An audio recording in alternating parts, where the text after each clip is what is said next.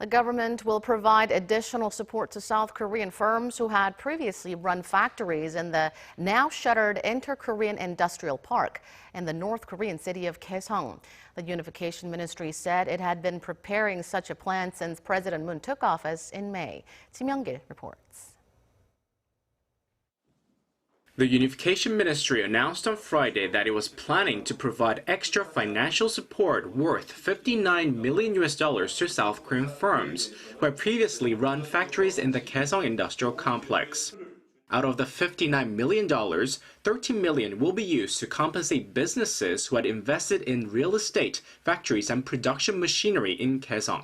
$46 million will be used to compensate them for their current assets, including raw materials and products.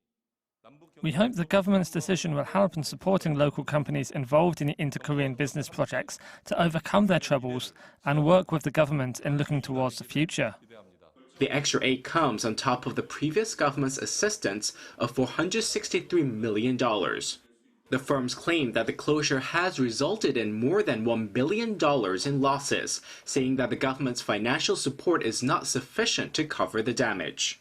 The Unification Ministry said that the fresh support will be able to cover some 74% of the damage. Seoul shut down the joint production zone in February last year in response to Pyongyang's nuclear and missile tests. The factory zone, which was launched in 2004, had accommodated over 100 South Korean firms which employed more than 54,000 North Korean workers to produce labor-intensive goods such as clothes and utensils.